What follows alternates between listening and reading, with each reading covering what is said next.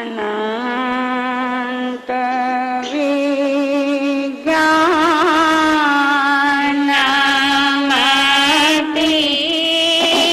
તે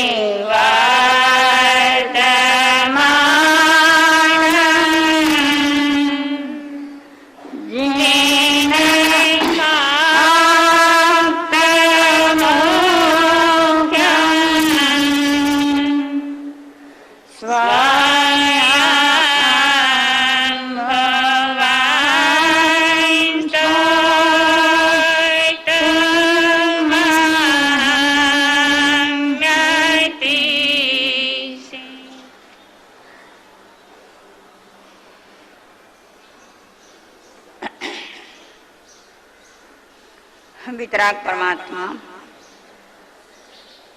अनंत ज्ञाने अनंत दर्शने प्रभुवीर जगतना भव्य जीवो समक्ष अमृतमय वाणी नो प्रभावता भव्यात्माओं ने मोक्ष नो मार्ग बतावी गया है। मोक्ष मार्ग ની आराधना सम्यक दर्शन सम्यक ज्ञान અને सम्यक ચારિત્રથી થાય છે। આરાધના કરી જે જીવ સ્વમાં સ્થિર થયો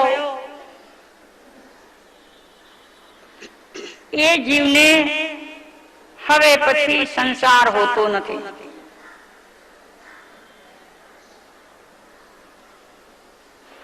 જે સ્થિર થયા છે એ અલ્પ સમયમાં સંસારથી મુક્ત થયા છે અને સ્થિર થતા નથી એ ભટક્યા કરે છે। પૂછો પોતાની જાતને કે આપણે આત્મભાવમાં કેટલા સ્થિર છીએ।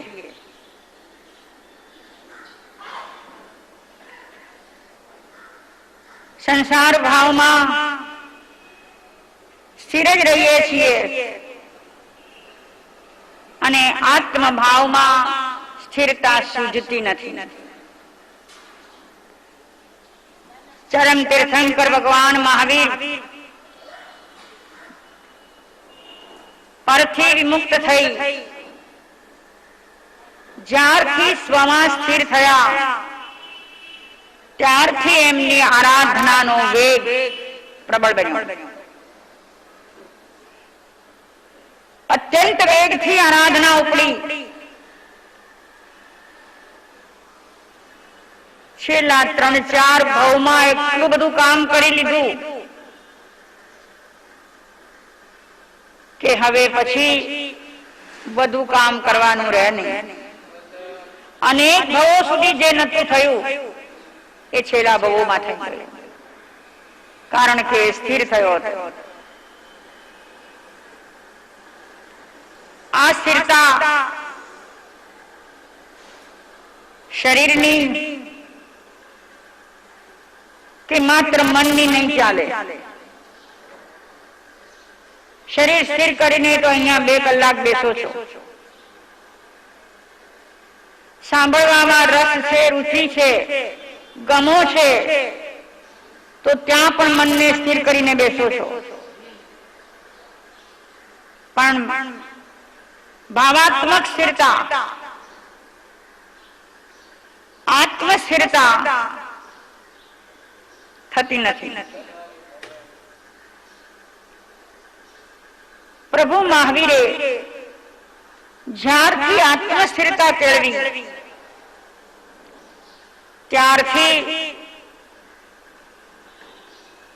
સંસારમાં ભટકવું પડે એવા કર્મો ન બાંધ્યા।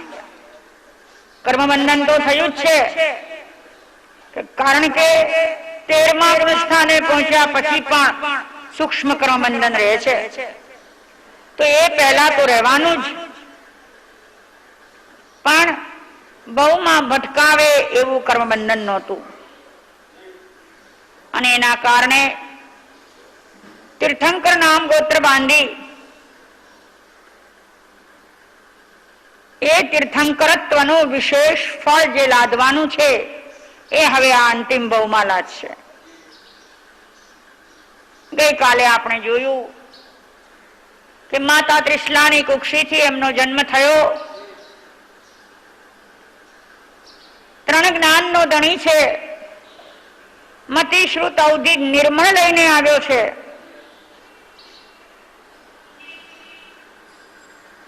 એ વિશુદ્ધ જ્ઞાનમાં એ બાળ રમી રહ્યો છે.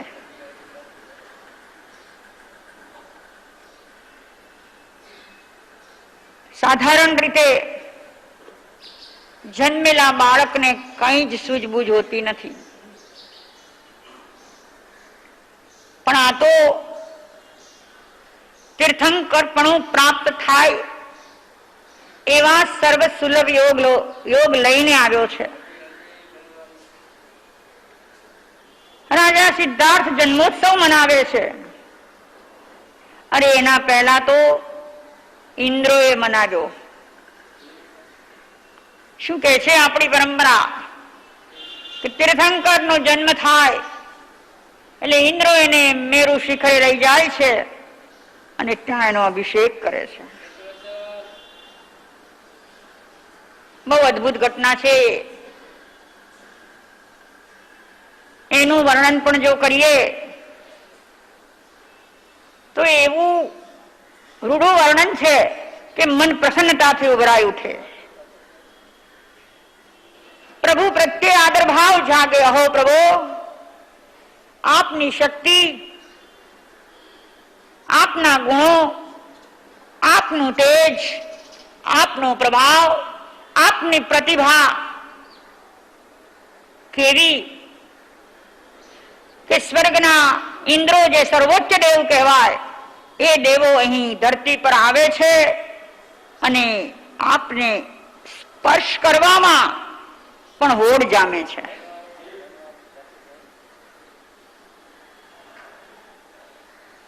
અને મેરુ શિખર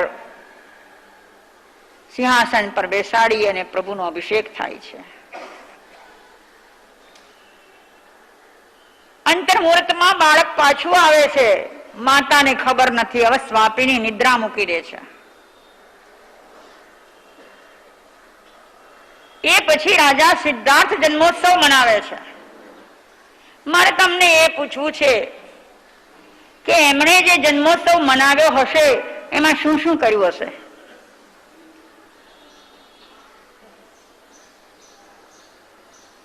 તમારે ત્યાં પણ ઘણા વર્ષે બાળકનો જન્મ થાય, કેવા ગાંડા ઘેલા થાવ છો, કેવો ઉત્સવ મનાવો છો. સંપન્ન હો તો ધન લૂંટાવો છો, પણ ક્યાં?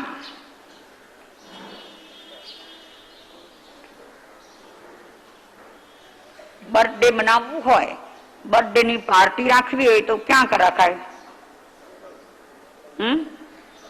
હોટલમાં. કેવી હોટલમાં? 5 સ્ટાર, 7 સ્ટાર, 9 સ્ટાર. કેવી હોટલમાં? આકાશના બધા સ્ટાર નીચે ઉતરી પડે એવી હોટલમાં. અને ત્યાં જઈને શું કરો? વધુ ને વધુ મોટી કેક આપવી જોઈએ.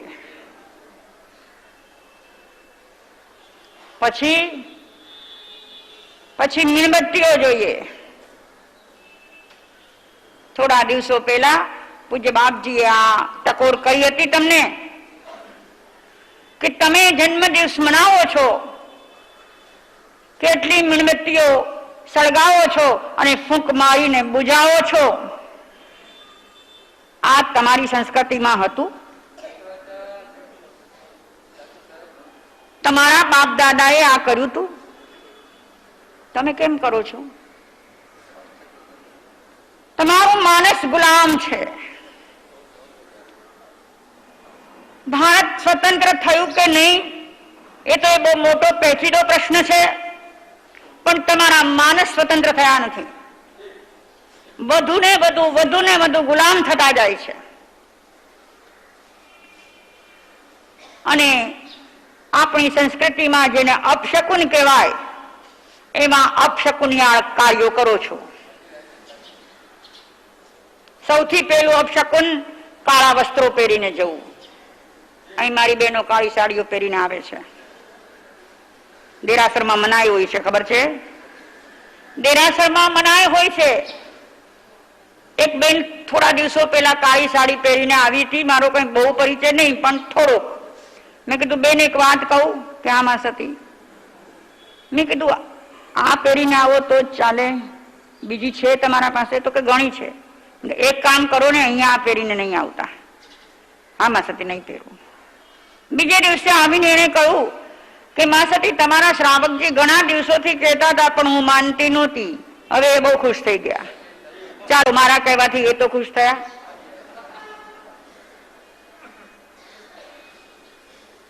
અપશકુનિયાએ એને કીધું છે કેમ આ ખોટી માન્યતાઓ નથી, તમે આને ઓર્થોડોક્સ કહીને ઉડાવી નહીં દેતા.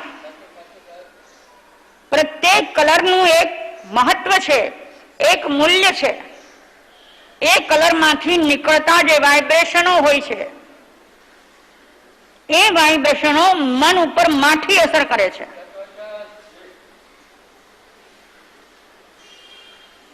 એટલે કાળો કલર આપણે ત્યાં બધી જગ્યાએ વર્જ્ય હતો. માત્ર ને માત્ર જ્યાં મરણ થયું હોય ત્યાં જવાનું હોય તો કાળો કલર હોય, કાળી સાડી પહેરીને જાય. હવે એ ઉડી ગયું, ત્યાં સફેદ થઈ ગયું અને ધર્મસ્થાનમાં કાળું થઈ ગયું. બેનો, મારો આદેશ છે કાલથી બધા જ કાળા પહેરીને આવજો. નહીં વિચારો તમે આ શું કરી રહ્યા છો? કોની પાછળ દોડી રહ્યા છો? કાલે તો બર્થડે છે, કેક કાપવી છે. આપણી સંસ્કૃતિમાં જૈન પરંપરામાં કાપવું શબ્દ હતો નહીં. આપણે બોલીએ નહીં મોઢામાંથી. કાપવું એટલે હિંસાત્મક શબ્દ. વર્ષો પહેલા અમે પૂર્વ ભારતમાં કલકત્તા, જમશેદપુર એ બાજુ બધે વિચર્યા. ઇન્ટિરિયર ગામડાઓમાં ગયા. ત્યાં સરાગ જાતિની કોમ છે. એ લોકોને પૂછવામાં આવ્યું કે તમે કોણ છો? તો કે અમે બધા સરાગ છીએ. કહ્યું તમારો ધર્મ કયો? તો કે એ તો બહુ ખબર નથી અમને, પણ અમારા અમુક નીતિ નિયમો છે એ અમે પાળીએ છીએ. તો શું છે તમારા નીતિ નિયમો? તો કે એક વસ્તુ એ છે કે અમે અહિંસામાં માનીએ છીએ,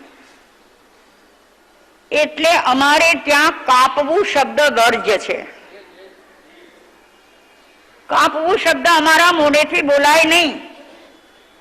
એમણે એક બે વાતો કરી કે અમારે ત્યાં લગ્નનો પ્રસંગ હોય કે કોઈ બીજો પ્રસંગ હોય, 50-100 માણસ જમવા આવવાનું હોય, એના માટે શાકભાજી તૈયાર કરવાના હોય. આપણે ત્યાં શબ્દ છે શાકભાજી સુધારવા. બરાબર છે? હવે બદલાઈ ગયું છે. આજકાલના લોકો બોલે છે કે મેં દૂધી કાપી લીધી, કાકડી કાપી લીધી. એ લોકોએ અમને કહ્યું કે માની લો કે 100 માણસના શાકભાજી સુધારાઈને તૈયાર થઈ ગયા છે, હજુ બનાવવાના બાકી છે, અથવા તો બની પણ ગયા છે.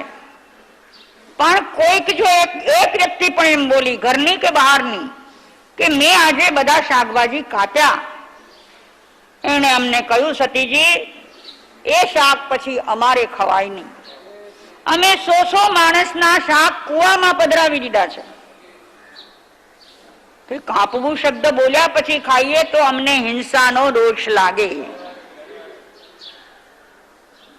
તમે કેક કાપો છો ત્યારે કયો દોષ લાગે છે? તમારી કુળ પરંપરા, તમારી સંસ્કૃતિની પરંપરા, એ પરંપરાની ગોર ખોદી નાખો છો, મહાદોષિત થાવ છો. બીજી વાત, મીણબત્તીઓ જગાવો છો અને પછી ફૂંક મારીને બુજાવો છો. જેટલી મીણબત્તી જેટલી વાર ફૂંક મારીને બુજાવી, એ હિંસાનો દોષ તો ત્યાં થયો તે થયો, પણ જેનો જન્મદિવસ છે એનું તમે મહાબુરું ઈચ્છ્યું. એના એક એક વર્ષને ફૂંક મારી મારીને બુજાવી નાખ્યા. અને આમાં તમે તમારી જાતને પાછા મોડર્ન માનો છો, તમારા ઈગોને પોષો છો. અમે આ કરી શકીએ છીએ, અમે આ કરી શકીએ છીએ. એકથી બીજો પોતાને ચડિયાતો સાબિત કરવા માટે વધુ ને વધુ આ માર્ગે જાય છે. હું તો તમને કહીશ કે જો તમે મહાવીરના અનુયાયીઓ છો, તમે પંચ મહાવરતધારી નિર્ગ્રંથ મુનિઓને ગુરુ તરીકે પૂજો છો, તો આ કામ બંધ કરો. નિર્ણય કરો કે મારા ઘરમાં બાળકનો કે કોઈનો પણ જન્મદિવસ હું મનાવીશ તો આ રીતે નહીં મનાવું. બાનું નહીં કાઢતા કે છોકરાઓ નથી માનતા. તમારામાં ટેબલ જોઈએ છોકરાઓને સમજાવવાની. રાજા સિદ્ધાર્થે જન્મોત્સવ મનાવ્યો. શું કર્યું? તો કે સૌથી પહેલા દાનનો પ્રવાહ વહાવ્યો. સજ્જન સૌ સંતોષિયા. યાચકોને ભરપૂર દાન આપ્યું. ખુશી છે, મારે ત્યાં આવો મહાન જીવ પધાર્યો છે, એની ખુશીમાં મારા આખા એ રાજ્યમાં કોઈ દુખી ન રહેવું જોઈએ.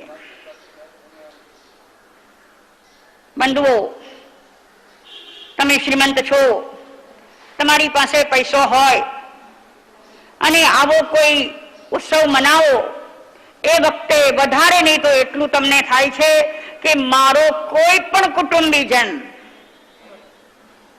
કુટુંબીજન કે જે કોઈક સાધારણ પરિસ્થિતિ વાળો છે, જેને જીવવામાં મુશ્કેલી પડે છે, બાળકોને ભણાવવા, મેડિકલ કે બીજું કંઈ, એ પહોંચી વળતો નથી, તો મારે ત્યાં આ પ્રસંગ આવ્યો છે, એ પ્રસંગે એને હું પેલા જોઉં.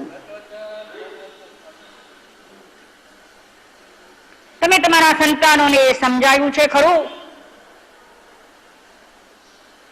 કે તારો બર્થડે હોય તે દિવસે તારે બીજાઓને કંઈક આપવું પણ લેવું નહીં? સમજાવ્યું છે આવું?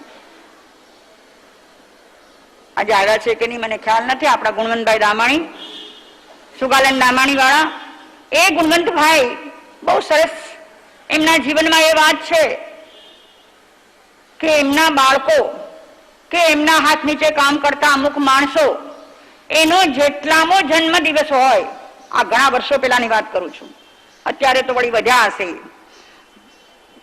જેટલામું વર્ષ એને લાગવાનું હોય એટલા 1000 રૂપિયા એના હાથમાં આપી દે. આપણે બીજું કંઈ કરવું નથી, બીજું કંઈ મનાવવું નથી. આ આટલા 1000 રૂપિયા લઈ જા, તને 15મું વર્ષ બેસે છે, આ 15000 રૂપિયા, અને એ જે જગ્યાએ તને એમ લાગે કે જરૂરિયાત વાળી વ્યક્તિઓ છે ત્યાં જઈને તારે જેમ વાપરવા એમ વાપરજે. આજેના બાળકોમાં સંસ્કાર છે, આ રીત છે, સંસ્કૃતિ પ્રત્યે જેને લગાવ છે એ વ્યક્તિ આ કરી શકે છે. તમારે આંખ વીંચીને ગાડરિયા પ્રવાહની જેમ જો આંધળી દોટ મૂકવી છે, બધા કરે ને આપણે કેમ રહી જઈએ? આપણે ઓર્થોડોક્સ કહેવાઈએ કે આપણે પાછળ રહી જઈએ, એવી વૃત્તિ અંદરમાં પડી હશે તો તમે હિંસાત્મક કાર્યો કર્યા કરશો. બંધુઓ, સિદ્ધાર્થ રાજાએ જન્મોત્સવ મનાવ્યો અને અનેક જીવોને સંતૃપ્ત કર્યા. એ રાજા હતા, એની પાસે એટલો ભંડાર ભર્યો હતો, એટલું દાન આપ્યું. તમારી જેટલી શક્તિ છે એ શક્તિ પ્રમાણે આપો, પણ આવા મહોત્સવને કેવળ પાપનું કારણ ન બનાવો. હું વધારે નથી કહેતી, ઘણું બધું આ સમાજમાંથી જાણવા મળે છે કે તમારા જુવાન દીકરા દીકરીઓ પોતાની બર્થડે પાર્ટી જ્યારે ફ્રેન્ડ સર્કલમાં રાખે છે ત્યારે ક્યાં સુધી પહોંચે છે. મારા કરતા વિશેષ તમે જાણો છો ક્યાં સુધી પહોંચે. આ બધું આપણને શોભે? સંસ્કારથી આપણે નીચે ઉતરતા જઈએ છીએ. તો હા, રાજા સિદ્ધાર્થ કુમારનો જન્મોત્સવ મનાવે છે અને 12મે દિવસે એની નામકરણ વિધિ થાય છે અને એનું નામ વર્ધમાન પાડે છે. વર્ધમાન કુમાર મોટા થતા જાય છે. માતા પિતાના લાડ, વડીલ બંધુના લાડ અને બધાના લાડ પામતો પામતો એ બાળક મોટો થાય છે. મને ઘણી વાર વિચાર આવે કે એ યુગને અનુસાર એ બાળક માટે પણ રમકડા આવ્યા હશે. દક્ષાબેન, યાદ છે તમને? પહેલાના જમાનામાં નાના બાળકને લોકો ચાંદીના ઘૂઘરા આપતા. છે હવે ચાંદીના ઘૂઘરા? ગયા? ક્યાં ગયા?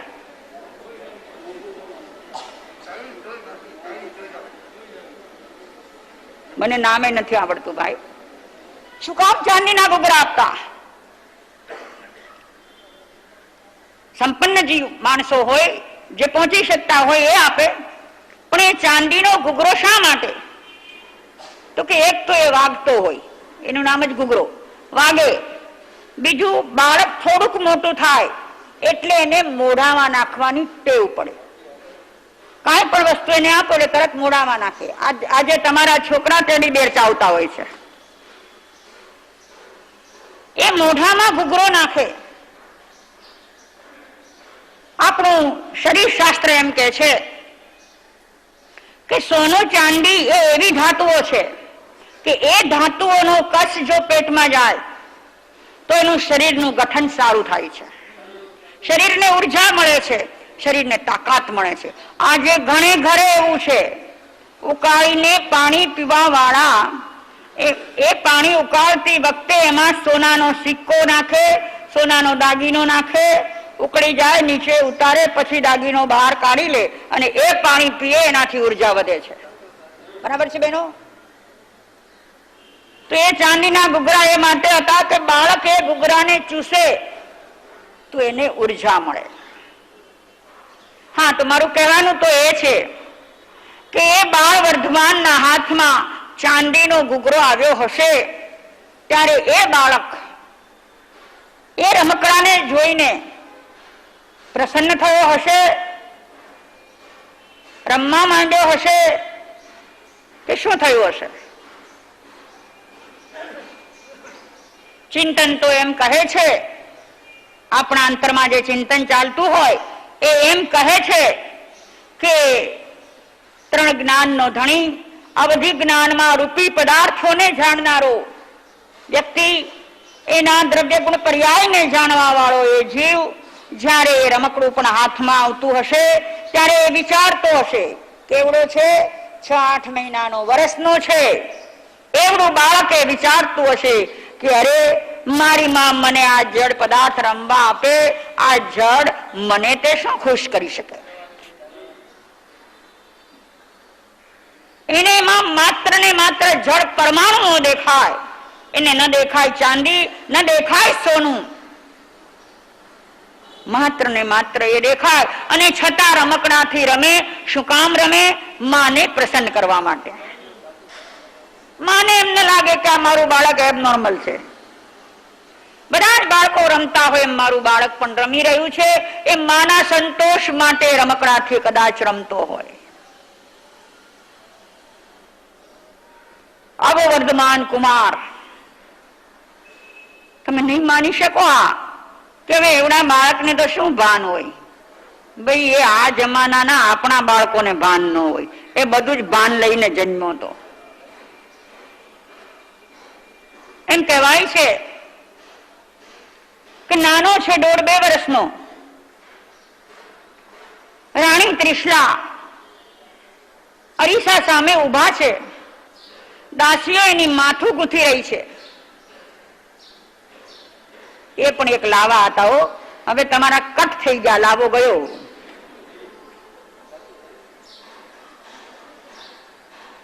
હા મુકેશભાઈ, અમારી ગોચરીમાં રોજ 2-4 લાંબા વાળ નીકળે. કે ક્યાંથી આવ્યો આ વાળ? આ બધા જટિયા ખુલ્લા રાખીને તો રસોઈ કરતી હોય, પછી શું થાય? કાયમ નીકળે.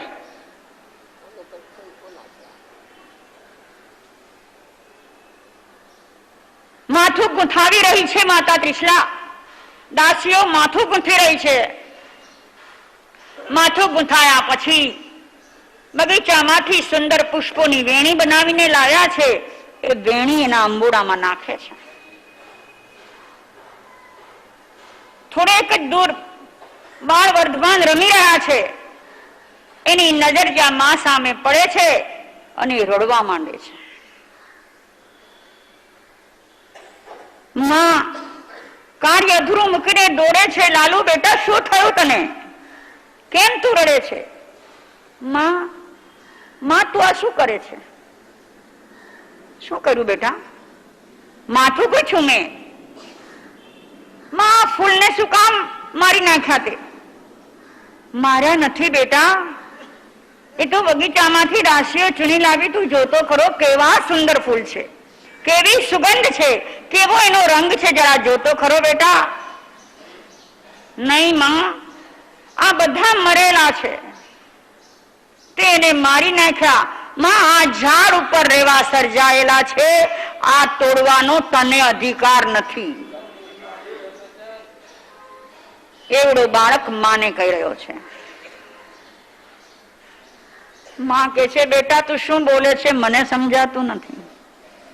એવડું બાળક આ બોલે, સમજાય કે આ બાળક વળી આ બધું શું બોલે છે? માં તું કહી દે મને કે હવે પછી ક્યારેય હું ફૂલ નહીં તોડું કે નહીં તોડાવું. આમાં જીવ છે અને એને તોડવાથી એને બહુ દુઃખ થાય છે. માએ તે દિવસથી માથામાં ફૂલ નાખવાનું મૂકી દીધો. એક બીજો પ્રસંગ બન્યો. માને એમ થયું કે લાવ બાળકને લઈને જરા બગીચામાં ફેરવું.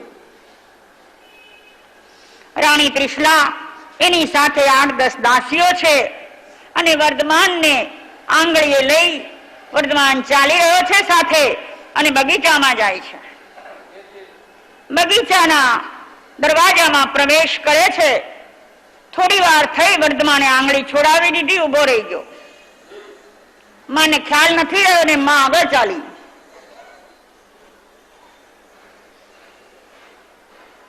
થોડી વાર થઈને ત્રિશલાનો ખ્યાલ ગયો કે અરે બાળકુમાર ક્યાં ગયો? પાછું વળીને જોયું, દૂર ઉભો છે. બેટા અહીંયા આવતો રે, જો આ કેવું કૂણું કૂણું ઘાસ છે, કેવી મજા આવે છે આમાં ચાલવામાં. માં, તે ઘાસને કેમ મારી નાખ્યું? બેટા શું બોલે છે તું? ઘાસ ક્યાં મર્યું છે? આ રહ્યું ઘાસ. નહીં માં, એને એટલું બધું દુઃખ થાય છે કે એને થતી પીડા મારા પર આવી છે. માં, બેટા તારા પર? કે હા, જરા વસ્ત્ર ઊંચું કરીને પાછળ જોઈ લે. અને માએ જ્યાં પાછળથી જબલું ઊંચું કર્યું, વાંસામાં ઉજરડા પડ્યા છે.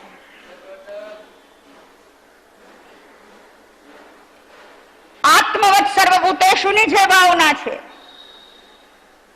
જેવો મારો આત્મા એવો જ સર્વનો આત્મા, એ પાઠ ત્યારથી જ એની સાથે છે. એને પછી મોટો થાય ને શીખવવું પડે એવું નથી. તમે કહેશો આવું બને? ચોક્કસ બને. મહારાષ્ટ્રમાં થઈ ગયેલા સંત જ્ઞાનેશ્વરની સાથે આવું થયું છે. સંત જ્ઞાનેશ્વર જઈ રહ્યા છે અને એ કુંભાર પોતાના ગધેડાને મારતો મારતો ચાલ્યો છે. દંડાથી મારે છે ગધેડાને. જ્ઞાનેશ્વર એને રોકી દે છે કે ભાઈ તું એને મારીશ નહીં, એને બહુ વેદના થઈ રહી છે. તો કોને કીધું વેદના થાય છે? બોલે છે ગધેડો, અરે નથી બોલતો પણ એને ખૂબ વેદના થઈ છે અને એની વેદના મારાથી સહન નથી થતી. કે તમારાથી સહન નથી થતી? તમને શું થયું? એને પણ પોતાની પીઠ બતાવી 16 ઉઠ્યા હતા. આ શું થાય છે? પ્રત્યેક જીવ સાથે એવું અનુસંધાન બંધાઈ જાય છે કે એને થતી પીડા એ પીડા અહીંયા ટ્રાન્સફર થઈ જાય છે. પ્રભુને કરુણા સાગર કેમ કહીએ છીએ આપણે? એ આપણી પીડાઓ જોઈ નથી શકતા અને એટલે જ કેવળ જ્ઞાન, કેવળ દર્શન જ્યારે તીર્થંકર પરમાત્માને થાય છે ત્યારે એ તો કૃતકૃત્ય થઈ ચૂક્યા હોય છે, બધું જ પામી ચૂક્યા હોય છે. પછી ઉપદેશ શેના માટે આપે છે? એમને હવે કઈ પામવાનું બાકી નથી, પણ આપણા પ્રત્યે એમની નિષ્કારણ કરુણા હોય છે કે અરે આ સર્વ સંસારના જીવો કઈ બાજુ જઈ રહ્યા છે, શું થશે આ જીવોનું? અને એટલા માટે પરમ અનુગ્રહ કરીને એ વાણીનો ધોધ વરસાવે છે. વર્તમાન નાનો છે પણ શક્તિ મોટી લઈને આવ્યો છે. હું તમને એ બતાવવા માંગુ છું કે સર્વસાધારણના બાળક અજ્ઞાન દશામાં હોય, અબુદ્ધ દશામાં હોય, એને કઈ ભાન ન હોય, પણ આવા જે મહાપુરુષો, મહાત્મા પુરુષો, યુગ પુરુષો જન્મે છે એ બચપણથી જ કંઈક લઈને આવે છે. મેં સ્વામી વિવેકાનંદની ઓટોબાયોગ્રાફીમાં વાંચ્યું. વિવેકાનંદ લખે છે કે હું 8 મહિનાનો હતો અને મારી આજુબાજુ ઘણી ચર્ચાઓ થતી. ઘર હોય ત્યાં ચર્ચાઓ ચાલે. ઘણી ચર્ચાઓ થતી, એમાં ઘણી બધી ખોટી દલીલો હોય. તો મને એ બધાને કહેવાનું એટલું બધું મન થતું હતું કે તમારી આ દલીલ ખોટી છે, આમ નહીં કરો, આમ કરો. પણ શું કરું? મને ભાષા શક્તિ નહોતી મળતી. ના કહું ત્યાં સુધી આંખ કોઈ નહીં ખોલતા એવડા બાળકોને.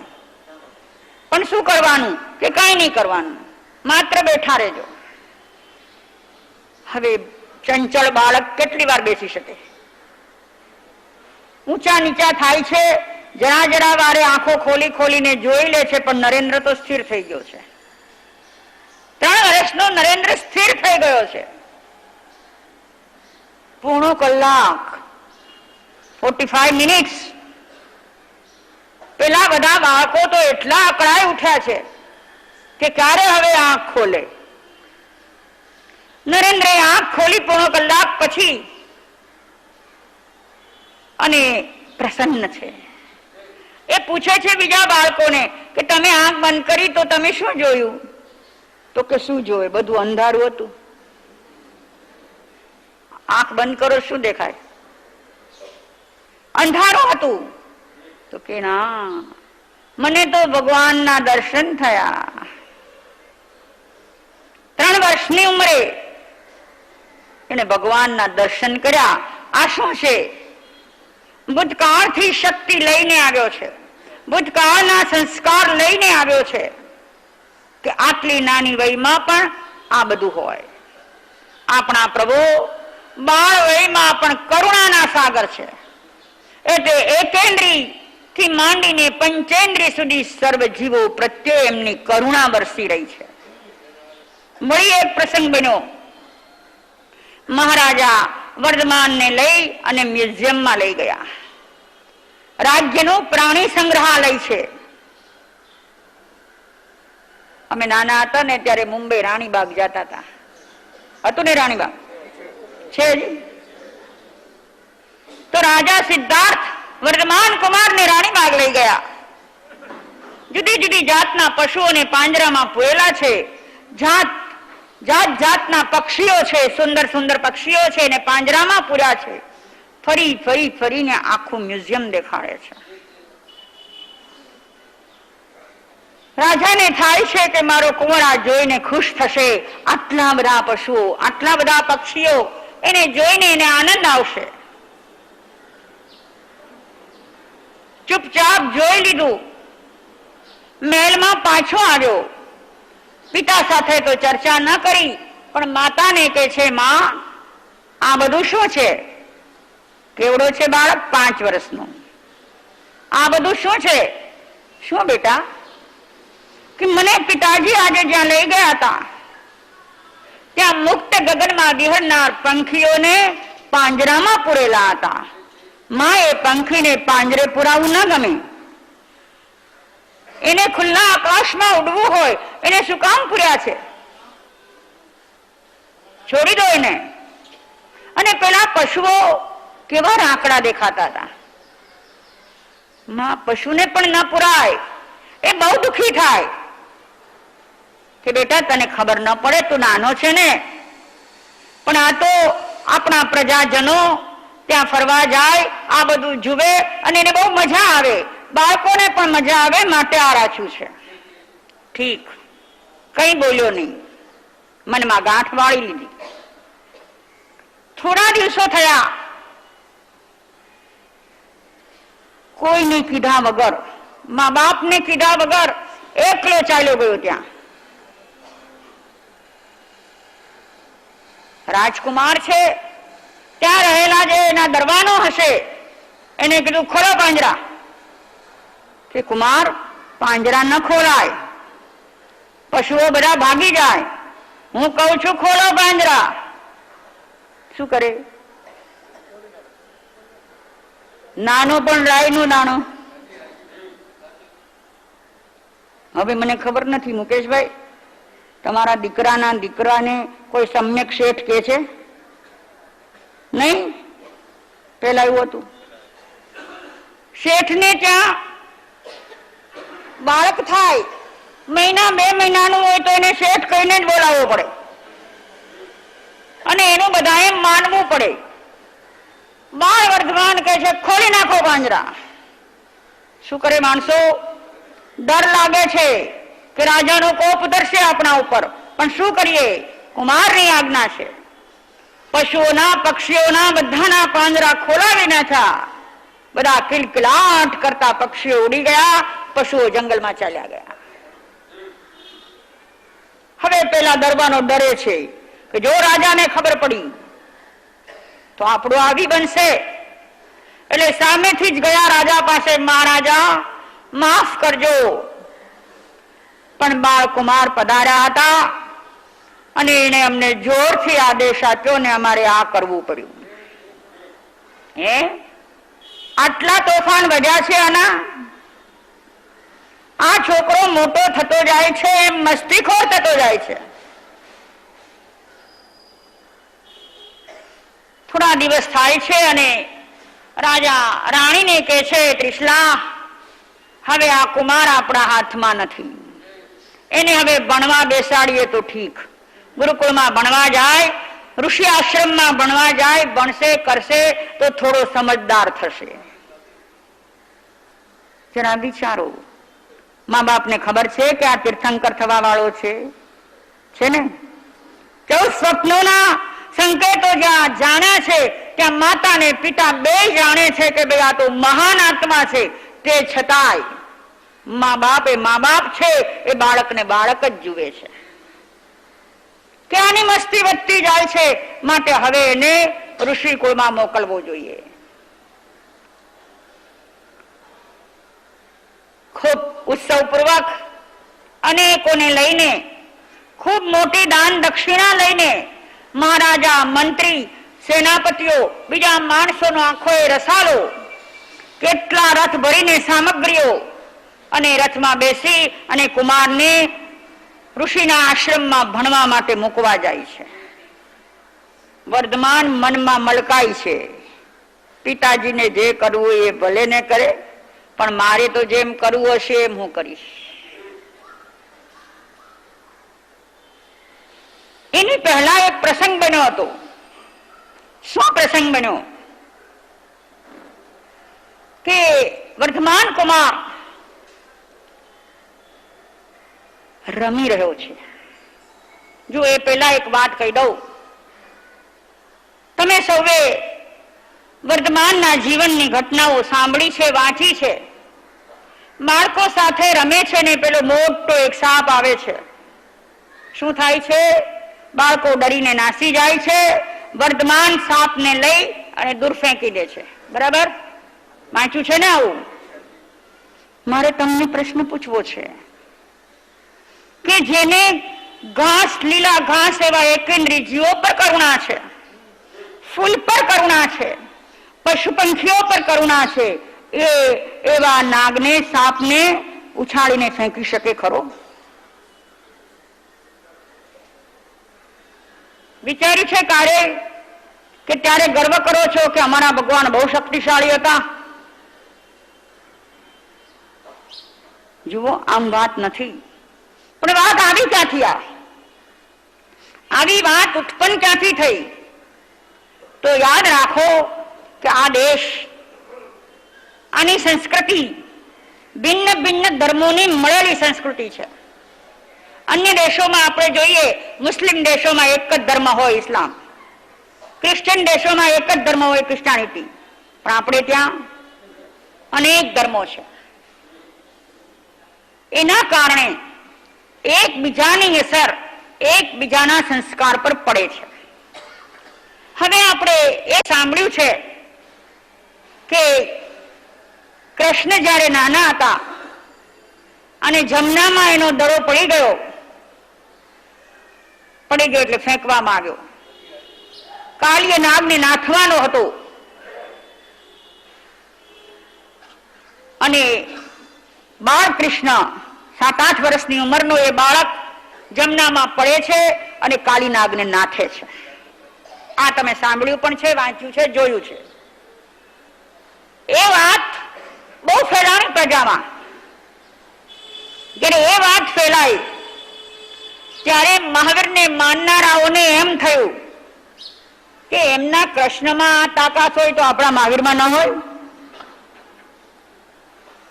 આપણો મહાવીર જેવો તેવો કે નહીં? એનામાં પણ મહાન શક્તિ, એટલે તો ઉછાળીને ફેંકી દે. પણ એમ નથી બન્યું. બન્યું છે શું કે વધતા મહાવીરની, વર્ધમાનની જે શક્તિઓ બોલી રહી છે, એની કીર્તિ ફેલાઈ રહી છે. કારણ કે સૌ જુએ છે કે આ કોઈ અસાધારણ બાળક છે. આવડી ઉંમરમાં બાળકમાં જે ન હોય એવું આનામાં છે, આવું બીજા બાળકોમાં જોવા નથી મળતું. એટલે એની કીર્તિ પ્રસરી રહી છે. પ્રસરતા પ્રસરતા ચારે બાજુ ફેલાણી છે. એમાં એક વખત સ્વર્ગ લોકમાં ઇન્દ્ર મહારાજાએ દેવોની સભામાં વર્ધમાનની શક્તિ કેટલી છે એનું વર્ણન કર્યું કે અત્યારે આ મૃત્યુ લોકમાં એક બાળક એવો છે કે જે મહાન શક્તિનો ધારક છે. એવી શક્તિ સ્વર્ગના દેવમાં પણ ન હોય. અને જ્યારે ખૂબ ચડી બળીને વર્ણન કર્યું ત્યારે બધા દેવો તો ખુશ થયા, પણ કોક હોય ને, બધે જ હોય, બધે જ હોય. એ દેવને ઈર્ષા આવી. દેવલોકના દેવથી તે માનવ ચડિયાતો હોય? બની જ ન શકે. જો હવે કેવો ચડિયાતો છે, જરા જાઉં. અને એ દેવ મોટું સર્પનું રૂપ લઈને આવ્યો છે. દેવોમાં આ પણ શક્તિ હોય છે. વક્રે શક્તિના ધારક છે, ચાહે તેવું રૂપ બનાવી શકે છે. મોટા સાપનું રૂપ લઈને આવે છે અને આ બાળકો રમે છે ત્યાં આવ્યા છે. હવે રમતા રમતા બાળકો એવી રમત પણ કરી રહ્યા છે કે એક બાળક પકડવા આવે અને બીજા બાળકને આઉટ કરે તો એ બાળકો ઝાડ પર ચડી જાય છે કે એ પકડાઈ ન જાય. તો ઝાડ ઉપર બાળકો ચડી ગયા છે, વર્ધમાન પણ ચડ્યા છે. બરાબર વર્ધમાન જે ડાળી પર બેઠા હતા એની સામે ડાળીએ આમ ફેણ માંડીને એ બેસી ગયો. દેવ સર્પનું રૂપ લઈને જે આવ્યો છે એ બેસી ગયો. બીજા છોકરાઓ તો ધ્રુજી ઉઠ્યા ટપોટપ ઝાડથી ઠેકડા મારી અને ભાગી ગયા. વર્ધમાન ત્યાં ને ત્યાં બેઠા રહ્યા. પેલા સર્પને થયું કે આ આટલું નાનું છે પણ ડરતો નથી. આ ડરતો તો નથી. એ પૂછે છે, નાગરાજ તમે કોણ છો? હું નાગ છું. કે કેવી સરસ તમારી કાયા છે. એના પર હાથ ફેરવવા માંડ્યો. કેટલા સુવાળા છો તમે, તમે મને બહુ ગમો છો. મારે તમારી ફેણ પર બેસવું છે, મને બેસવા દેશો? માની શકો છો આવું કર્યું હોય? નથી માની શકતા ને.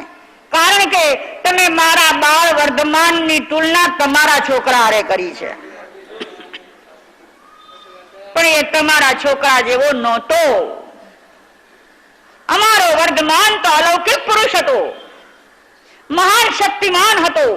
એનો દેહ ભલે નાનો હતો, શરીર ભલે 7 વર્ષનું હતું, પણ એનો આત્મા અનંત ગુણ અને અનંત શક્તિ ખીલવીને આવ્યો હતો. એના માટે બધું જ શક્ય છે, કોઈ વાત અશક્ય હોતી નથી. તમારી ડાઈ બુદ્ધિ એમ બોલશે આખરે બાળક તો બાળક જ ને. ના, એ બાળક નહોતો. નાગરાજને પણ આશ્ચર્ય થાય છે કે આવો આ બાળક. પોતાની ફેણ પસારી, પોળી કરી વર્ધમાન એની ઉપર બેસી ગયો. બેસી તો ગયો, પણ એને એમ લાગ્યું કે મારા આવડા શરીરનું આ નાગરાજને વજન લાગશે એટલે પોતાનું શરીર હળવું ફૂલ કરી નાખ્યું. હવે બીજો પ્રશ્ન એમ થાય, તમે 60 કિલોના હો ને 20 કિલોના થઈ જાઓ. હા, જો ધ્યાનના પ્રયોગોમાં જોયું હોય, ધ્યાનના જ્યાં પ્રયોગો કરવામાં આવે છે ત્યાં શરીરને જે રિલેક્સેશન કરાવવામાં આવે, શિથિલીકરણ કરાવવામાં આવે, આ શરીર હળવું ફૂલ થઈ જાય. અને ક્યાંક ક્યાંક તમે સાંભળ્યું હશે કે ખરા મહાત્માઓ જે ખરેખર ધ્યાન દશામાં આગળ વધ્યા હોય છે એનું શરીર એવું હળવું ફૂલ થઈ જાય ધ્યાન દશામાં કે જ્યાં બેઠા હોય ત્યાંથી આમ ઉપર ઉઠી જાય. જમીનથી અદ્ધર હોય. હમ્પીમાં થયેલા સહજાનંદ સ્વામી એવા એક પુરુષ હતા. એવું ધ્યાન કરતા કે એમના અનેક મુમુક્ષુએ, એમના અનેક ભક્તોએ એમને ધરતીથી ઉપર જોયા છે. આ કાળમાં થઈ ગયા. હજી એમને દેહ છોડ્યા 50 વર્ષ નથી થયા. તો આ પણ શક્ય છે. બાળ વર્ધમાને શરીર હળવું ફૂલ કરી નાખ્યું અને એ નાગરાજે અનુભવ્યું પણ ખરું. ધન્ય છે આ બાળક. મહારાજા ઇન્દ્રે એનું વર્ણન કર્યું, એથી તો કંઈક વિશેષ છે આ. બેટા, તારું નામ શું? કે મને બધા વર્ધમાન કહે છે. હા, તું વૃદ્ધિ તો પામવાનો જ છે. દિને દિને પ્રતિદિન તારી વૃદ્ધિ થવાની જ છે. પણ બેટા, તું માત્ર વર્ધમાન નહીં, પણ તારું વીરત્વ જોઈને હું કહું છું કે તું મહાવીર છે. આ મહાવીર નામ ક્યાંથી આવ્યું જયવંતભાઈ? નામ તો નામકરણ વિધિમાં વર્ધમાન થયું હતું, પણ આ દેવે આપેલું એનું મહાવીર નામ કે આજ સુધી આપણે એ જ નામે ઓળખીએ છીએ. તો હા, વાત આપણી ચાલી રહી હતી, ઋષિ આશ્રમમાં ભણવા ગયો. રાજા સિદ્ધાર્થ ઋષિને સોંપે છે બાળક કે આ બાળકને સારી રીતે ભણાવજો, સારી રીતે કેળવજો.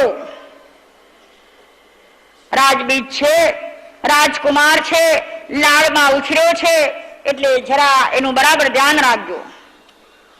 ઋષિ કહે છે, મહારાજા નિશ્ચિંત રહો. મૂકીને એ બધા પાછા વળે છે.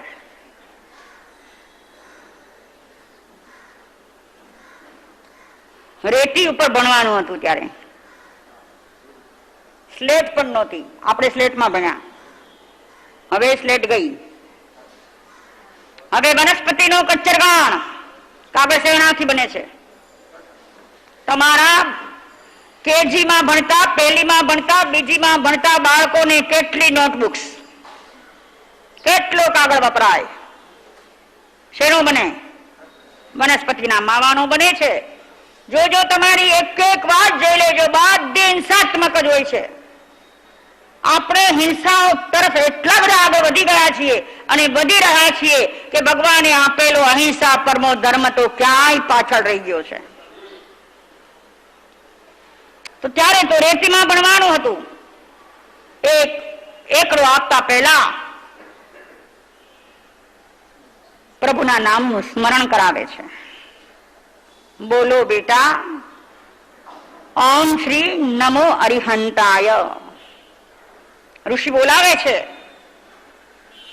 જે ધર્મનો બાળક હોય એવી જાતનું ભણતર હતું. સૌથી પહેલા પ્રભુનું નામ, એટલે પેલા ગોડ આવે, ડોગ ના આવે. તમારા બાળકો પાસે પેલા શું આવે? જીઓડી આવે કે ડીઓજી આવે? પ્રથમ પ્રભુનું નામ. બોલો બેટા, ઓમ શ્રી નમો અરિહંતાય.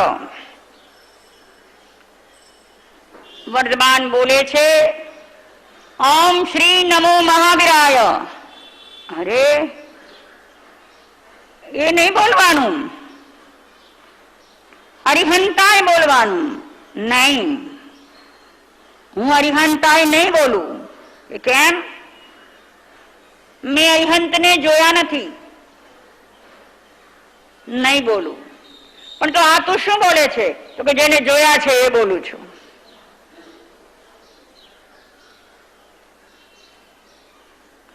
અવધિ જ્ઞાન નો ધણી છે હો, મહાશક્તિશાળી છે.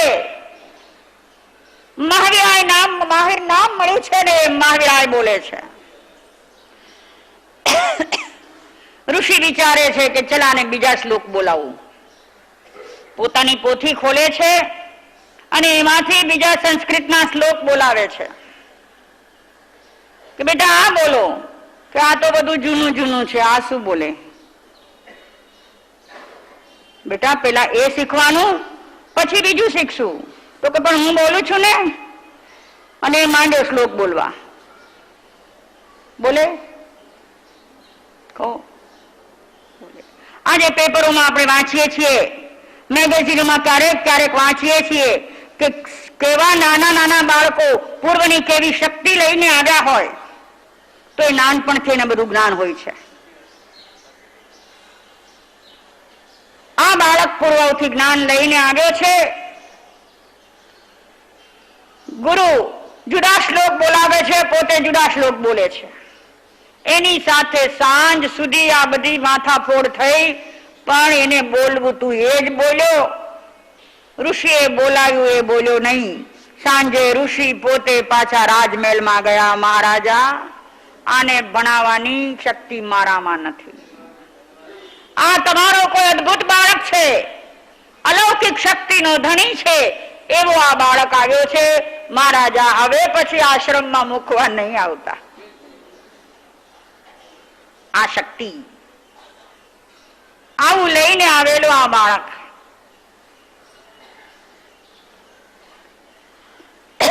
ગઈકાલે તમને કહ્યું હતું કે મહાવીરના નામના જય જયકાર તો કરીએ છીએ, પણ એની બાલ્યાવસ્થામાં પણ એની આત્મ જાગૃતિ ક્યાં છે અને એ કેવો છે એ આપણે એને ઓળખ્યો નથી. બોલીએ પુત્રના લક્ષણ પારણામાં. તમારા બધાને ઘરે પુત્ર થયા ને, શું જોયું પારણામાં? કહો તો ખરા, શું દેખાયું પારણામાં? હા, અત્યારની માતાઓ બહુ ગર્વ લેતી હોય છે, મારું બાળક બહુ બ્રાઇટ છે, આ તો આટલામાં શીખી જાય છે ને, પેલું તો પેલામાં શીખી જાય છે ને, આમાં ફર્સ્ટ આવે છે ને, આમાં આમ આવે છે ને, બહુ ગર્વ લેતી હોય. અને અત્યારે બધી માતાઓ એની. અને માના મનમાં પણ એમ જ હોય છે કે મારું બાળક એટલે ફર્સ્ટ ક્લાસ, ફર્સ્ટ આવવું જોઈએ. આ પાછળ બેઠેલી નાની બહેનોને હું પૂછું છું ફર્સ્ટ ક્લાસ ફર્સ્ટ ના આવે તો ચાલે તમને? નહીં ચાલે. આખા ક્લાસમાં ફર્સ્ટ ક્લાસ ફર્સ્ટ કેટલા આવે? તો ક્લાસમાં તારું એક જ બાળક ભણતું હોય? અરે થોડા વર્ષો પહેલા બોરીવલીમાં એક ડોક્ટર સાહેબ મને મળ્યા, બહુ પુરાણા પરિચિત હતા. અને ફેમિલીને લઈને દર્શન કરવા આવ્યા હતા. મને કે માસતીજી, આ અમારા દીકરાના બહુ છે ને જરા તમે સમજાવશો. મેં કીધું શું છે ભાઈ, શેના માટે સમજાવવા છે? હવે હું એમને ઓળખતી હતી, બહુ ખાનદાન ઘરની દીકરી. મેં કીધું આનામાં તો કઈ કહેવાપણું નથી, એને શું સમજાવવી? તો કે ના માસતી, એવું નથી કઈ, પણ એનો દીકરો ભણે છે, એક માર્ક ઓછો આવે તો એનું માનું બ્લડ પ્રેશર વધી જાય છે. કે માસતી તમે નહીં માનો, એનું બીપી કેટલીક વખત આ કારણે હાઈ થઈ જાય કે મારે એને હોસ્પિટલમાં દાખલ કરવી પડે છે. હવે આ માતાઓને કેવા ક્રેઝ લાગ્યા છે, વિચારો તો ખરા. અને એના માટે બાળકો ઉપર એટલો અત્યાચાર થાય છે, એટલો અત્યાચાર થાય છે કે બિચારું બાળક એનું બાળપણ તો ક્યારનું ગુમાવી બેઠું છે. તમે કહેશો તો શું કરવું માસતી, આખા સમાજમાં આમ જ છે. સમાજ જેમ ચાલે એમ ગાડરિયા પ્રભાની જેમ ચાલવાનું છે. આપણે તમારી પાસે આ છે? માફ કરજો, તમને ખરાબ લાગશે કે માસતી તમે શું સમજો છો અમને. નહીં ભાઈ, હું તમને બહુ સારા સમજુ છું. પણ એમ કહેવાય છે કે નકલ ને અકલ ન હોય. જો આપણે સામાજિક સ્તર પર પણ નકલ જ કર્યા કરશું તો આપણી અકલ બેડ મારી જશે. આપણી રીતે વિચારીને આપણે કેમ આગળ વધવું, કે બાળકને કેમ સંસ્કાર આપવા, એ આપણે શીખતા નથી. અને એના હિસાબે એટલો બધો બગાડો થયો છે કે જેની હદ નથી. અને એટલા માટે થોડા વર્ષોથી અમદાવાદમાં એક ગુરુકુળ શરૂ થયું છે. એ ગુરુકુળમાં પહેલાની પદ્ધતિથી ભણાવવામાં આવે છે અને અત્યારે સેંકડો બાળકો એમાં ભણે છે અને એવા તેજસ્વી બને છે. તમે એમ સમજો છો કે સમાજની સાથે રહેવા માટે અમારે આ કરવું પડે, નહીં તો અમારું બાળક પાછળ રહી જાય. પણ એમ નહીં, તમે કાંઈક વિચારો, વિચારીને કંઈક બાળક પર બોજો ઓછો પડે છતાં બાળક કેળવાય અને સંસ્કારી બને એવો માર્ગ શોધી કાઢો. તમે ન શોધી શકતા હો તો જેને શોધ્યો છે ત્યાં જાઓ. પણ બાળકનું બાળપણ ઝૂંટવી ન લ્યો. તો મારું કહેવાનું એ છે કે આવો વર્તમાન કુમાર એના બાલ્યકાળમાં જ આવી શક્તિઓ બતાડે છે. આ શક્તિનો ધણી જેમ જેમ મોટો થતો જાય છે તેમ તેમ એનામાં રહેલા ત્યાગ ને વૈરાગ્ય ઝળકવા માંડે છે. આપણે પહેલાના ભૂતકાળના ભવોની પણ વાતો કરી ગયા કે જ્યારે જ્યારે સમ્યક દર્શન સાથે લઈને સ્વર્ગમાં પણ ગયા છે કે ભરત ચક્રવર્તીને ત્યાં જન્મ્યા છે ત્યારે ભોગોમાં લેપાયા નથી, તો અત્યારે ભોગોમાં શેનો લેપાય? તમને પ્રશ્ન થશે કે જો ભોગોમાં લેપાયો નહોતો કે લેપાવું નહોતું તો લગ્ન કેમ કર્યા? છે ને પ્રશ્ન? લગ્ન કર્યા હતા, એને એક દીકરી હતી માનીએ છીએ, તો એ ભોગી નહીં કે ના? એ જ્ઞાની એ સમજતા હતા કે એ જીવ સાથેના મારા આ પ્રકારના ઋણાનુબંધ છે એ મારે પૂરા કરવાના છે. એના જ્ઞાનમાં એને જોયેલું છે. આપણે પણ ઋણાનુબંધ પૂરા કરવા માટે જ ભેગા થતા હોઈએ છીએ, પણ આપણા જ્ઞાનથી નથી થતું. આ આપણી તો આસક્તિથી બને છે. આ આસક્તિથી સંસાર માંડો છો કે શું? કયો ભોગની ભાવનાઓથી માંડો છો કે નહીં? જ્યારે આવા પુરુષો એના જ્ઞાનમાં જુએ છે કે અમુક જીવ સાથેના ઋણાનુબંધો આ રીતે જ પૂરા થાય એમ છે, માટે એમણે લગ્ન કર્યા છે. એ વર્તમાનના પત્ની યશોદાનું ધ્યાન જો ક્યાંક વાંચો ને ક્યાંક સાંભળો તો તમને ખબર પડે કે એવા વૈરાગીની પત્ની થઈને રહેવામાં યશોદાએ કેટલું સહન કર્યું છે. પ્રભુ જન્મથી વૈરાગી છે અને છતાં ઋણાનુબંધ માટે લગ્ન કરવા પડ્યા, પણ યશોદા તો વૈરાગી નહોતી. કેટલું કેટલું સહન કર્યું છે. અને શાંતિલાલ શાહે પોતાના શબ્દોમાં બહુ સરસ વર્ણન કર્યું છે. મારાથી ગવાતું નથી એટલે ગાઈશ નહીં, પણ એમણે એવા શબ્દો મૂક્યા છે કે તમને પહેલેથી ખબર હતી ને કે આ વૈરાગી છે, અને વૈરાગી સાથે લગ્ન કરવામાં તમારા હૃદય પર શું શું વીત્યું. અને એ વૈરાગી જયારે ત્યાગી થઈને નીકળી ગયો ત્યારે તમને પણ મન થયું હશે કે જે નેમની સાથે રાજેલ ચાલી એમ હું પણ જાઉં, પણ એક પુત્રીની જવાબદારી હતી એટલે તમે જઈ નહોતા શકતા. ત્યારે પણ તમને શું થયું હશે. તો લગ્ન તો કર્યા પણ એ ઋણાનુબંધ ચૂકવવા માટે. બીજી એક વાત, ભગવાન મહાવીરે દીક્ષા ક્યારે લીધી? 30 વર્ષે. એની સાથે એક બંધનથી એ બંધાયેલા હતા કે જ્યાં સુધી મા બાપ છે ત્યાં સુધી દીક્ષા નહીં લઉં, હું એને ડૂબવીશ નહીં. આ વાતો પરાપૂર્વથી ચાલી આવે છે અને સમાજમાં સૌએ સાંભળેલી હોય છે. હવે એ વાતની વિપરીત અસર અમારા ઉપર થાય એટલે બધા દીક્ષા લેવા વાળા ઉપર વૈરાગ્ય થાય, દીક્ષા લેવાની ભાવના થાય, મા બાપની સંમતિ લેવાની હોય, એમની આજ્ઞા માંગવા જઈએ એટલે પહેલી વાત એમ કરે તમે મહાવીરથી મોટા થઈ ગયા. મહાવીરે એના મા બાપ હતા ત્યાં સુધી દીક્ષા ન લીધી. કેમ? તો કે મા બાપને ડૂબવવા નથી અને તમે અમને ડૂબવીને ચાલ્યા.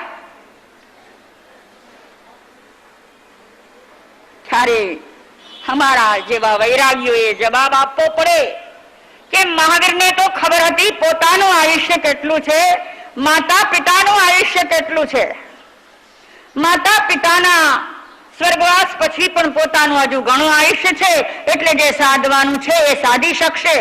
અમને ક્યાં ખબર છે કે મા બાપ પેલા જશે કે સંતાન. પણ આ લગભગ 99.99 વૈરાગીની સામે એના વડીલો એના મા બાપ આ વાત મૂકે કે તમે મહાવીરથી ડાયા થઈ ગયા. પણ એ મહાવીરે 30 વર્ષે દીક્ષા લીધી તો પણ કેટલા વર્ષનો દીક્ષા પર્યાય એમનો? 42. 12.5 વર્ષ સુધી છદ્મસ્ત અવસ્થામાં રહ્યા અને પછી 30 વર્ષ કેવળ જ્ઞાન અવસ્થામાં વિચર્યા. અમને ક્યાં ખબર છે કે આજે અહીં બેઠા છીએ અને કાલે ક્યાં હશું. એ ભગવાન મહાવીર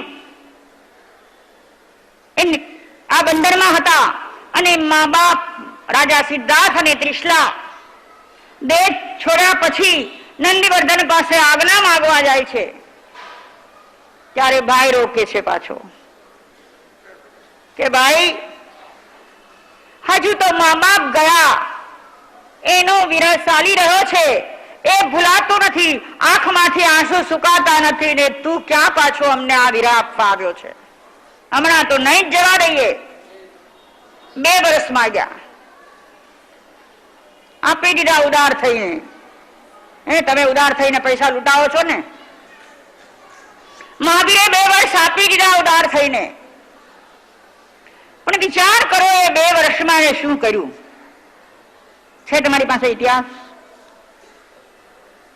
2 વર્ષમાં એને કર્યું શું? ખાધું પીધું ને રાજ કર્યું કે સારું થયું ચાલો 2 વર્ષ તો મહેલમાં રહેવા મળ્યું, પછી તો એકાકી જંગલમાં વિચરવાનું છે તો આ 2 વર્ષ ઓર મોજ કરી લ્યો.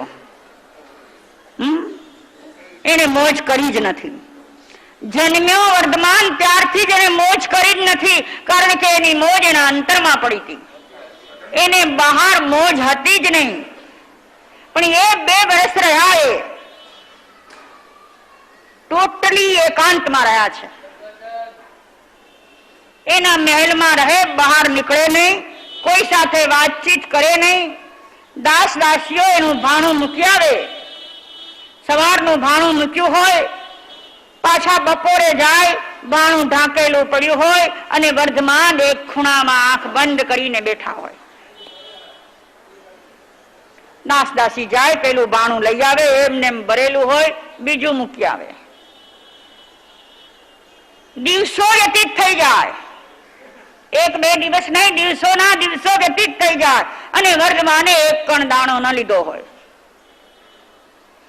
થોડો વખત આવું ચાલ્યું. નંદીવર્ધન જુએ છે કે હવે આ વર્ધમાન બિલકુલ આપણાથી અલિપ્ત થતો જાય છે. નથી આવતો, નથી રાજકાજમાં ભાગ લેતો, નથી એની પત્ની સાથે એને રસ, નથી અમારામાં એને રસ, કોઈ સાથે બોલતો નથી, ચાલતો નથી, એકલો એકાંતમાં છે. શું એને રોષ ચડ્યો તો? ના, એ પોતાના અંતરતમમાં હતો. સ્વ સાથે એનું અનુસંધાન એવું જોડાઈ ગયું હતું કે એ બહાર નીકળી શકતો નહોતો. જો આ વાત એક સમજવા જેવી છે, કહી દઉં તમને કે જે સાધક જીવને પોતાની સાથે અંદરમાં અનુસંધાન થઈ ગયું હોય, સ્વમાં રહેવા ટેવાઈ ગયો હોય અને સ્વની મોજ મસ્તીમાં મગન હોય, એ જીવને બહાર રસ લેવો ભારે પડે છે, બહાર આવી શકતો નથી. આ કાળમાં એવા જીવો છે. પેટર બાર બિરાજિત ગોંડલ ગચ્છ શિરોમણી પરમ ઉર્જા પુરુષ શ્રી જયંતિલાલજી મહારાજ સાહેબ એ કોટીના પુરુષ છે.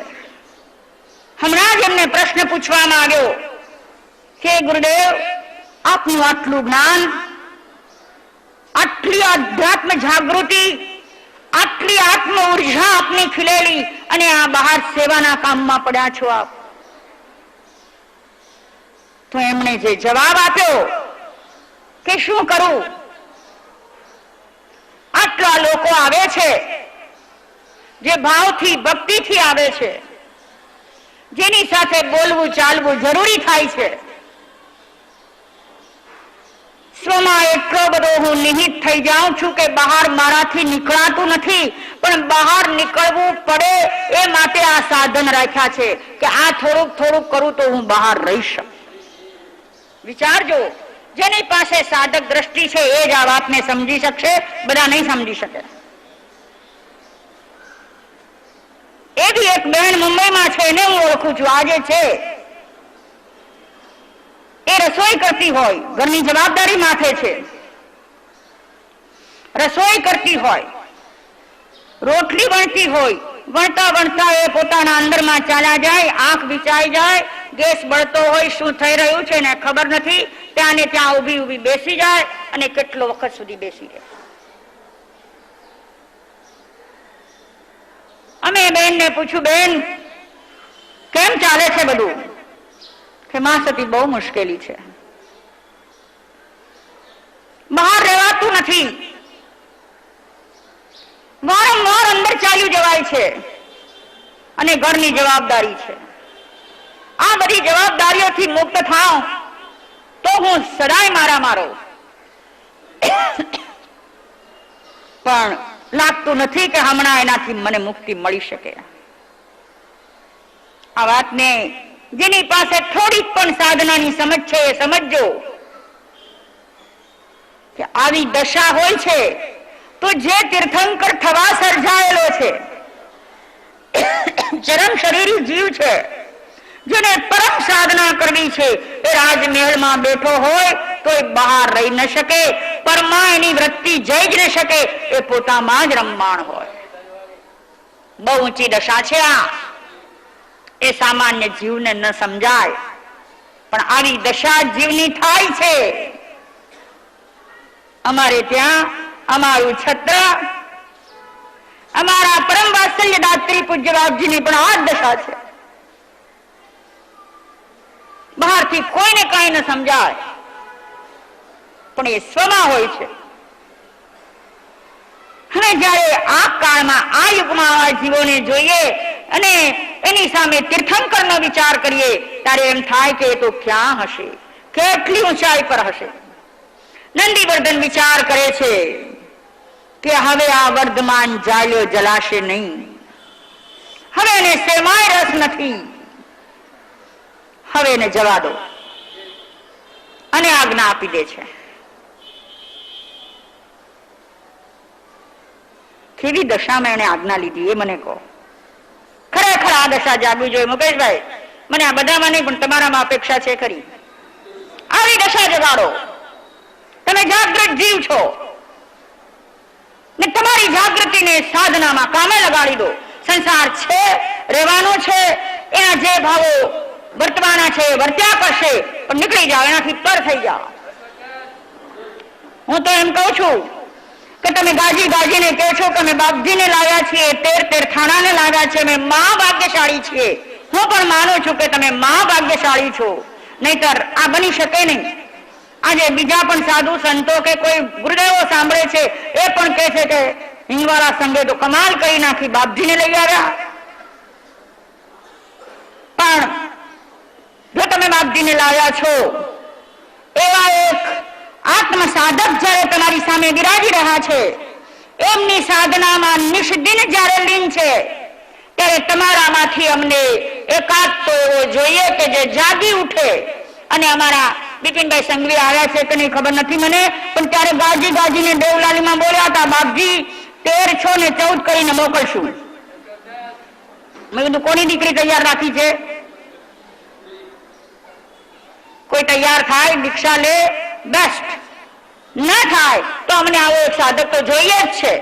આજે પરીક્ષણના દિવસોમાં બરી સભામાં તમારી સામે આ માંગુ છું કે અમારે એક સાધક એવો જોઈએ છે કે જે સાધક પરથી છૂટી જાય અને સ્વમાં સમાઈ જાય. મહાવીરને શું કામ સાંભળવો છે આપણે? મહાવીરના જીવનને આટલું બધું ગાન શાને માટે આપણે કરવું છે? મહાવીર થઈ ગયા, પોતાને પામવું તો એ પામી ગયા, સિદ્ધત્વ સુધી પહોંચી ગયા ને એને વારંવાર શું કામ યાદ કરીએ છીએ કે આપણે પણ એમના સાચા અનુયાયી થઈએ, એમના પગલે પગલે ચાલીએ, પગલે પગલું દબાવીએ. એ જે પામી ગયા, જે રીતે પામી ગયા એ રીતે આપણે પણ પામી જઈએ તો મહાવીરના અનુયાયી છીએ.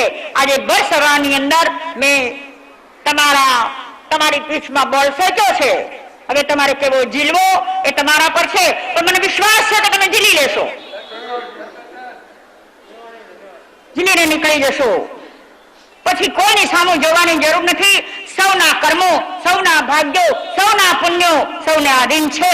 પણ એવો એક સાધક અહીંયા અમને મળે, અમારી સાથે નથી લઈ જવો એને, પણ એ સાધક પૂરેપૂરો સાધક થઈ જાય પછી અહીં રહી જ નહીં શકે. અમે નહીં લઈ જઈએ તો અમારી પાછળ આવશે. તો એવી સાધક દશાભાઈઓ મુકેશભાઈમાં તો દેખાય છે, એટલે મેં એમને કહ્યું છે, પણ સૌને કહું છું કે સાધક દશા જાગૃત કરો, પરની પ્રીતિ તોડો. પરમાં બહુ રમ્યા, હવે એમાંથી બહાર નીકળવા જેવું છે. મહાવીરના અનુયાયી છીએ તો મહાવીર બનીને રહેશું. હવે આ મહાવીરે દીક્ષા લીધા પછી પણ પોતાનું પોત કેવું પ્રકાશ્યું છે, પોતાની જ્યોતિ કેવી ઝળકાવી છે, અને એને આ સમાજને શું શું આપ્યું છે, આપણને શું શું આપ્યું છે, એ વાતો આપણે અવસરે કરીશું.